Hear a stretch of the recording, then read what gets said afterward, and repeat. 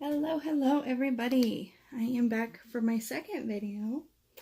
My name is Kendra and thank you for coming back to my channel. I am currently working on, because I didn't explain it last night, but I'm currently working on a sea turtle piece. And it is going to be for my friend. I do, however, have several other pieces that I have to work on. All of which will most likely be gifts, mainly because when I do things, that's my son.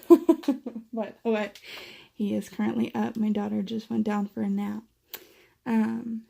So I currently have a ton of other ones that I can share with you.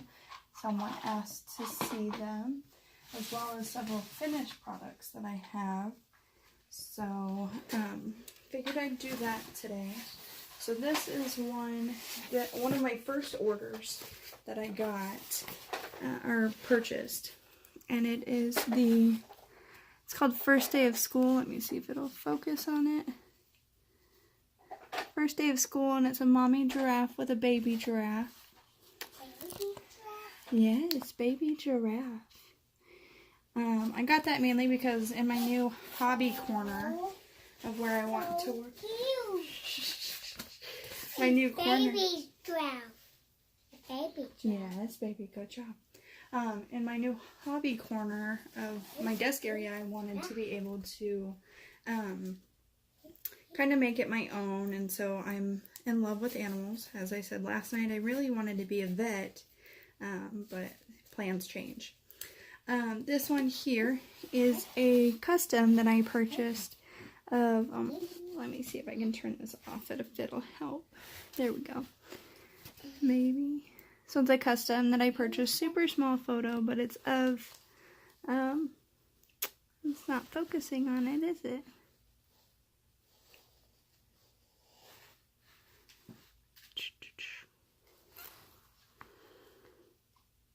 Well, it's of my family and that just came to town, and my kiddos and I. We had a lot of fun. That was when we went dolphin watching. And living out here in Virginia has been super, super cool. Now, as for any of my other ones, I currently don't have those ones out. But this one here is one that I have finished. It's the cow, that like super pretty cow. Let me move this up a little. Oh. One moment. There we go. So yeah, so it's a cow, and it's really, really pretty. One of my favorite animals above all. So the actual, this one doesn't have a small photo of it, but very, very pretty. It's one of, I think it's like the 5th one I finished. So I have a ton that I've already finished. Most of which, like I said, are gifts. This one, however, is my very first one that I ever finished. Now this is a partial round drill. It's a dachshund for my aunt, the one that was in that previous photo. She has 2 dachshunds. So this was kind of a must-do for her. And then I have this guy here. I did the 4 Seasons tree all together. And this, I think, was my 3rd one to finish, I believe. The tree? Yeah, is it a tree? So this is one of my favorite ones, but I also will be giving this one to my aunt. Like I said, I mainly wanted to make my craft section for, like, personal stuff that I enjoy, and so trees aren't really one of those. Now this one is going to go to a best friend of mine. Big trees. This is wolves. Whoa. You gotta be quiet though, baby, okay? Whoa. Yeah, this one is wolves. I was gonna give it to my best friend. Those are kind of like her spirit animal, I guess you could say. She loves them. She has since she was a kid. And I actually made her 2. Uh-oh. This is another one for myself, the lion. A lion? This is a full round drill. So all the other ones the Four Seasons was a full round drill. The Wolves was a full square drill. And then the cow was a, oh, sorry about that. Let me change my settings there so you guys don't have to listen to that. And then the cow was a full round drill as well. And those other two, the first two that are unfinished that I showed is that you. a lion? It's a lion, tiger, lion. Yes, lion. Good job. Not a tiger, a lion. It's a lion. The other two are full squares, the ones that are unfinished. I love you, Booger. You're silly. And then this one's another wolf for my friend. Oh, You need to go play, okay? wolf. Wolf. Good job. Oh. So that's another wolf. And then this dragon here I did, and this was like my second one. I think that I finished, and this one was for my brother. Dragon. Yes, baby.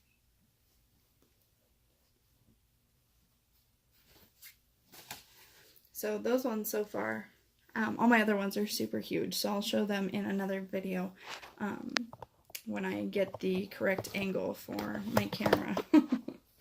But anyhow, back to diamond painting. Now, I prefer squares to rounds, to be honest. Like, I like the look of rounds, but I do have a St. Bernard, and his hair gets in every project that I do, regardless of if I cover it up immediately or what I do. Now, however, I know a lot of people panic about the fact that when they are working, they want to make sure that this is covered and stuff. I have issues with like that fresh glue when you peel this back. I cannot stand it. To me, it doesn't feel like it's sticky enough. So I usually, as weird as this is, I usually leave the cover off for like 10 minutes before I start a project. Just in the spot that I'm going to work, not off the whole thing, but just in the spot that I'm going to work, because I want it to be super tacky so that I can hear that satisfying sound of just like the stick when it's put down. And so all these drills are all stuck together, and I even washed them. I'll have to wash them again. But yeah, I can't stand that super like tacky feel. Now currently, as you can see, this board here that I have it on is actually like a cake board. You make a cake and then you put it on there to frost it and everything. I put it on there mainly because I needed something that I could move around my small projects on. So, because nothing in my house stays nice and tidy, and I tend to find things in places. Like yesterday, I found highlighter all over my wall because I was doing a cross stitch pattern and left my highlighter out. And having toddlers is the best thing in the world. And I went to go walk down my hallway and realized there was green speckles all over my hallway wall. And just so happens that both my kids were covered in green speckles as well. Like lines, and their fingers were covered. I was like, are you serious? So, needless to say, nothing stays where it's supposed to. So, having this stay on here, I know it's not going anywhere, and I know that they can't, like, tuck it in a corner somewhere. I still have yet to find that highlighter that they use. It's a doggy, huh? And so, doggy, good job. So, with that being said, I'm not, like, I claim to be super, super organized, and I'd like to be super organized, but I really don't make much time for that aspect. Like, I organize my stuff, like my paperwork and stuff like that, things that I know that my kids can't get into. As for everything else, like all of my crafting stuff is in one section of the house. But whether it's organized pretty decently only depends on how long I'm away from my kids' eyesight. Because if I turn around, all of a sudden my yarn balls are everywhere in my house.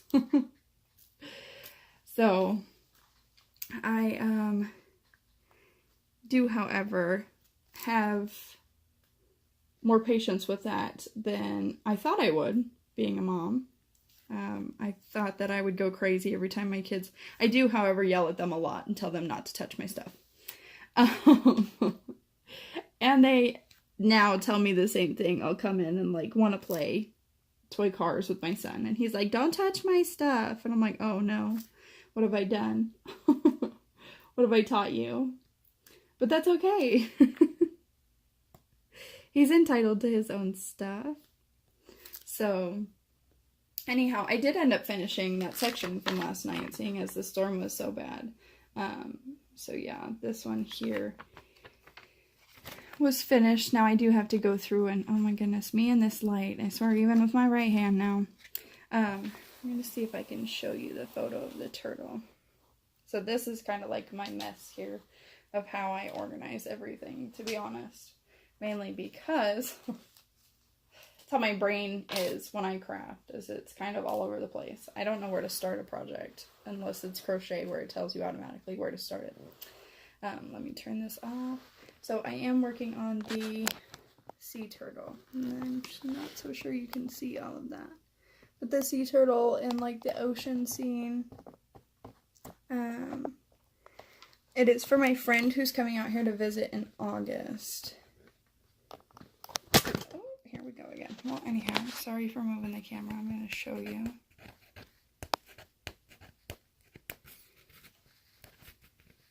Some people have some really cool tips on how to get these papers off of here, and I'm pretty sure I just peeled up the sticky with it. There we go. Now there's the sea turtle. So yeah, I'm doing it for her. I know right away already, though. I wasn't missing any drills when I received the package, but I know right now that I'm going to be missing some I'm going to run out of drills and like a lot of colors. Just because I have so much left on this project to go, and it is not working with me when it comes to all my colors. So I don't have enough in what looks like a lot of them. And then a lot of them were sticky in this package, and I had never run into that until now. There we go. And they weren't sticky when I did the inventory originally, so then I was really confused. Because I didn't see them that way when I did my inventory. Because I always get the package, I do my inventory first, and then after I do my inventory, then I will, once I start the project, then I work on putting the colors in containers and stuff. So, sorry, I lost my train of thought there for a second. But anyhow, so today I am going to meet possibly my future babysitter slash house sitter. She is going to meet me at the mall in one of those little like like Toyland places. Ours just so happens to be next to Barnes & Noble in our mall. And so I always go in there and I let my kids play for like 30-45 minutes. And then when they're all tuckered out and they're still in the mood to want to walk around the stores, I always go over to Barnes & Noble and either let them pick out a book or just kind of let them wind down in the little reading area. And then we go home because we live pretty close to the mall. That storm last night lasted till about 5 o'clock this morning, so I was up pretty late with that storm. It wasn't too bad. I'm like always panicked that the power is going to go out or something, and you never realize how hard that is until you experience it once, and then you definitely will be prepared for the next time when it happens. But anyhow, so I know I went over a bunch of information last night about myself and my life. As for anything else, I have been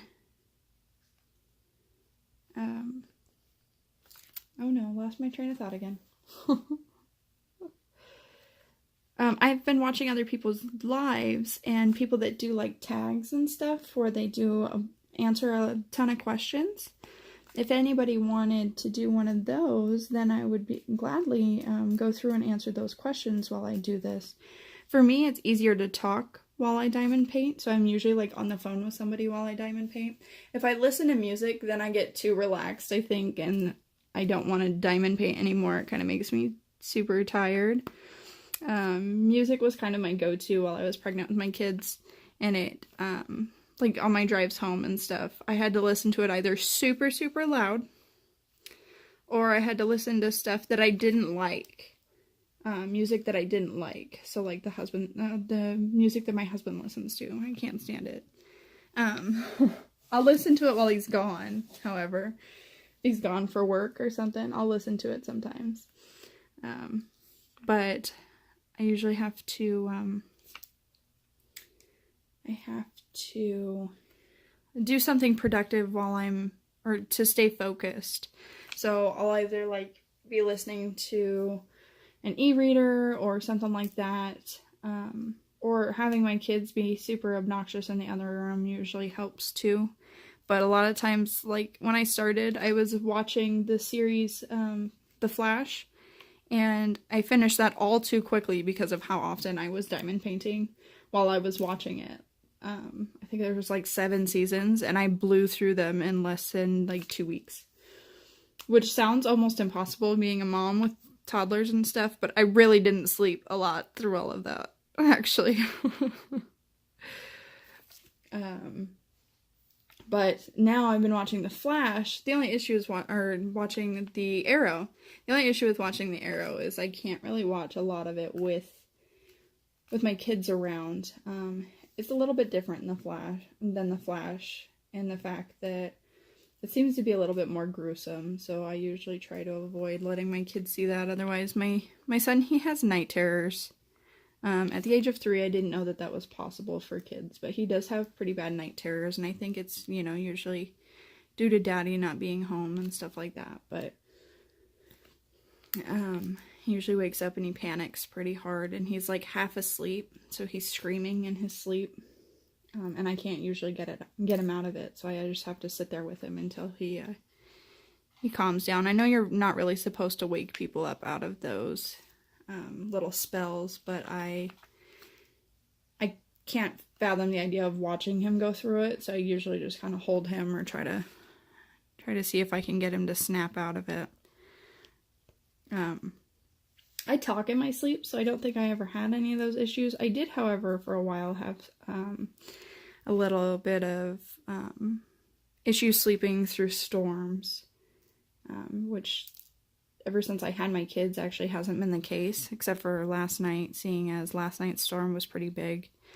And it is now coming upon hurricane season and stuff like that where we're located, so I get a little panicky when I hear the storms rolling in and stuff, because I don't want to experience my lights going out and, not being able to function in the dark. I do wear glasses, so it is really hard for me regardless to see in the daytime, let alone at nighttime. And, but yeah, so with that, I do, however, also, while diamond painting, I do, however, like to, video chat with my family and stuff. So I think now it'll be easier for me to do videos, and I can just kind of talk and rant and rave. I just kind of need topics. I don't really have too many stories. Like, there's one girl that I watch that she diamond paints, and she just tells a story every time. I don't have many stories, not stories that are appropriate to share with other people and stuff, or anybody of younger ages than myself to be going through. Not very many people want to hear about my previous life stories and stuff, so I just kind of keep to myself when it comes to that information, just because unless I'm talking to somebody that's certified to basically have to listen to it, I usually try to avoid making people go through that. But some more about me is I was adopted when I was 11. And I was adopted by my brother's biological father. So my brother and I were half siblings. We had different dads. And I was adopted by his father. His father had known me since I was 3 months old. And my biological father had never been in the picture. Now, going through that adoption process, I remember it like it happened yesterday. My biggest thing that I did not like with the systems back when I was 11 years old, mind you, that was now about 14 years ago, something along those lines, that they were not very, like now I think it's probably about the same, but they were not very strict about how and who you went to. Which for me, I got kind of lucky in that scenario, but at the same time, they did, however, with what I'd gone through as a kid, they didn't have any faith in me whatsoever. They're like, they asked my adoptive dad several times, are you sure you want to take this on? Because she very well might not turn out the way you think she's going to. And maybe that's just a disclaimer that they give out to everybody that adopts a kid that has gone through trauma. But he had known me my entire life, and they're like, oh yeah, so we don't think that she's going to turn out very well, but, you know, take your chances, I guess. And thankfully he did. I don't think I turned out too terrible. I do, however, know that I was a very mischievous kid. I was totally okay with that, because being a baby, I have heard stories of me as a infant, and I didn't make a sound. I didn't cry. I was constantly being checked on to make sure that I was even still alive, because I was just content. I wanted to be by myself. I wanted to do my own thing. I wanted to sleep, eat, sleep, do my own thing, be by myself, don't bother me. I still kind of am the same way sometimes, but thankfully I have my kids to get me to snap out of that. My brother and I are closer than most siblings are, in the fact that of what we've gone through. He was kind of the one that was more neglected than I was, and I was more along the lines of just, I dealt with the abuse aspect of what we went through. So all of that being said, now I did mention my twin siblings, and my twin siblings are no longer in the picture for us. They are not, we're not super close with them. When we all got separated and basically just half and half, they went to their grandparents, and then my brother and I went to his dad. And so life for all of us just never really stayed on the same page. They got different information about what happened to us, or what actually happened, and I didn't want to be the bearer of bad news and relay something different than what they were told. Now, however, with all of that being the case, they actually have recently been in contact with us, or at least one of them has. And we talk occasionally, but not anything near the way my brother and I do. So through all of that, now my system here is a little wonky. I'm not sure you can see all of this here. No. So I keep everything in one of these IKEA containers. All my baggies are in there. Let me see if I can move this up again. So yeah, sorry, you don't have to stare at my chin. So I keep everything in one of these IKEA containers while I'm working on it. So there's one of my lights that I used to use before I got my light pad. I have my Dollar Tree Loctite brand, knockoff brand in there. And then when I am finished with a color, and I can't seem to find my plastic bag for it. when I'm finished with the color, I usually put it in a different plastic bag. So this one here I'm now done with, and it was a heart that I was working on. So now I'm going to move on to the circles, and I'm going to put the heart in the bag. Now if I do, however, miss a bag or miss a heart on here, then a lot of times I don't have the the patience to go open the bag back up again, and so I'll just fill it in with the closest color to what I may or may not be working on. But with this system, so here's my plastic bag, and I literally just put everything, put everything that I've already worked on in here. And I do that every time, and then when I go to start again, I'll take everything out of this plastic bag, put it back in this blue IKEA cubby, and then I will start again and move everything that way. That way I just know if I don't come back for a couple of days to work on it, I know exactly which one I left off on, and I don't have to worry about trying to go through and make sure that I didn't miss anything, or that I was doing the wrong, doing the same colors over and over again. Because you do kind of get drawn to specific colors in your projects, I think. So, anyhow, I'm at about 26 minutes. So I'll talk for a little bit longer, and then I'm going to get off. I don't want to make videos super long yet, mainly because I'm only using my phone, and it's just kind of like a trial and error thing. So until I get fancy with it, I didn't want to make anything super long. But I do appreciate the comments from a couple of people last night. I do enjoy helping people 100%. So if anybody has any other questions about it, I can answer to the best of my ability. But I'm pretty new to this, as well as so many other people. So we're kind of just going at by the sheet of, I don't even know the motto, but we're just going with the flow. So other than all of that, now I lost my train of thought.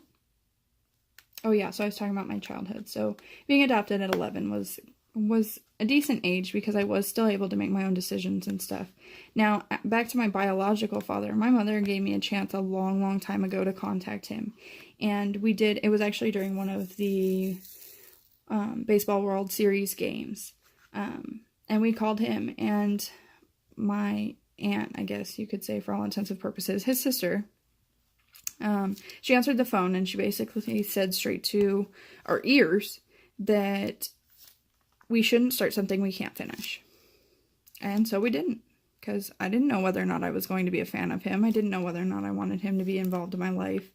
And so she said, don't start something you can't finish. Okay, that's fine with me. He didn't want to know me in the first place.